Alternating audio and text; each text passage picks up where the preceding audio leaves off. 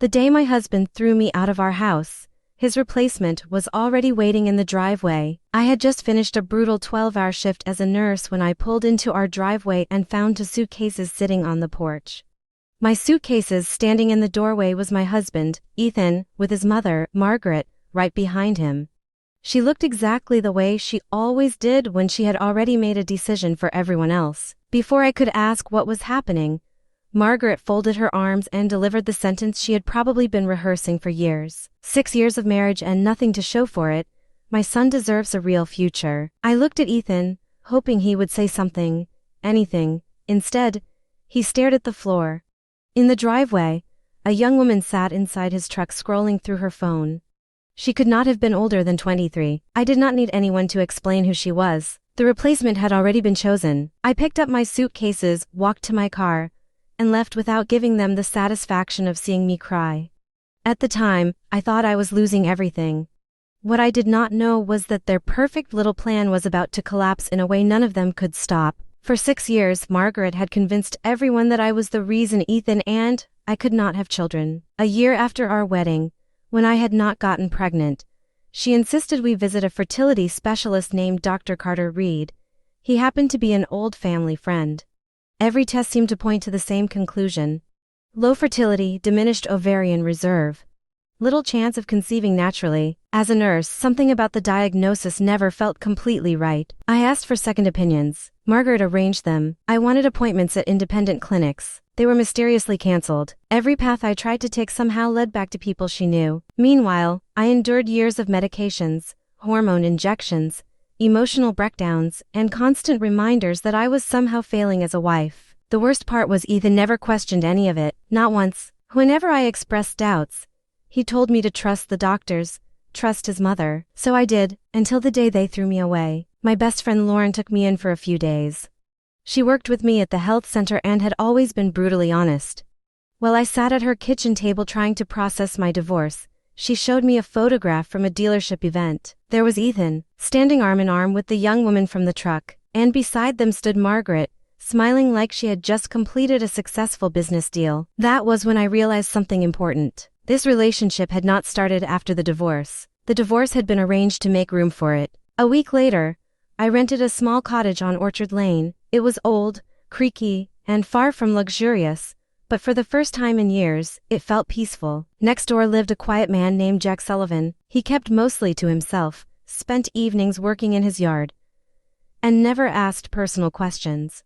Unlike everyone else in town, he did not treat me like a broken woman. One evening while we shared coffee on my porch, I told him the reason my marriage ended. According to my husband and his family, I could not have children. Jack listened carefully, then he asked a simple question. Who diagnosed you? When I told him the doctor's name, something shifted in his expression. If you ever want a completely independent second opinion, I know some people who can help. That single conversation changed my life. A few days later, I requested copies of my medical records. As a nurse, I knew I had the legal right to access them.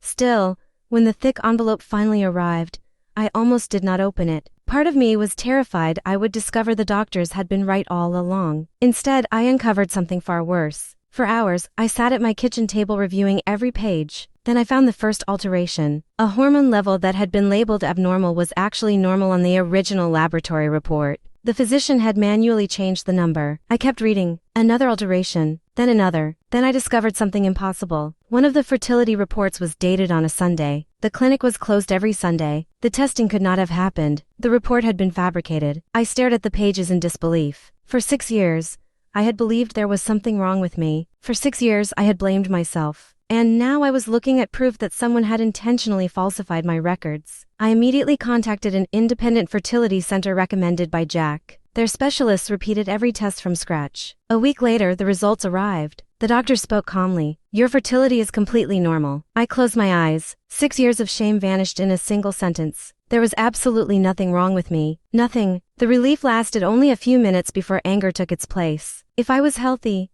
then why had I spent 6 years being told otherwise? The answer slowly emerged as I dug deeper. My friend Lauren's husband worked in the county records office.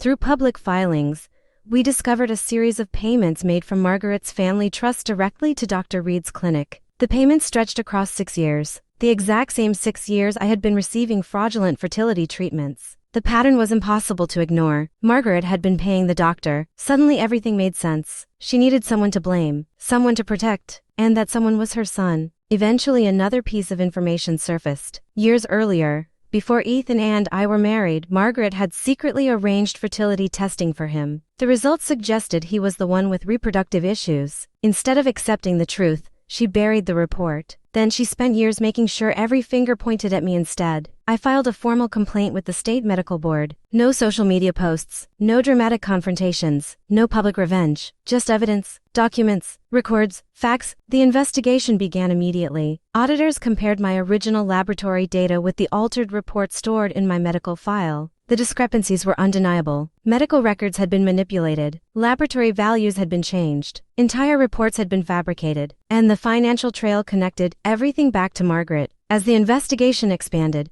rumors spread across town. For years, people had whispered about me. Now they were whispering about them. Then life delivered one final twist. For weeks I had been exhausted and nauseous. At first I blamed stress. Eventually I bought a pregnancy test. Two pink lines appeared. I sat on the bathroom floor staring at them. After 6 years of being told motherhood was impossible, I was pregnant. A few days later the fertility clinic confirmed the news. Not one baby, twins. I cried harder than I had on the day my marriage ended. Not because I was sad, because the truth had finally won. The investigation reached its peak during Margaret's annual charity gala, the most prestigious event in town. Nearly everyone who mattered was there. Business leaders, community officials, local families. Margaret stood in the center of the room, greeting guests as if nothing had happened. Then the news broke. An article appeared online announcing that Dr. Reed had been suspended pending investigation for falsifying medical records. Phones began buzzing around the ballroom. Conversation stopped. People started reading. Within minutes the entire room knew. Ethan confronted his mother in front of everyone. "You told me she was the problem." His voice cracked as years of manipulation finally caught up with him. Margaret tried to maintain control,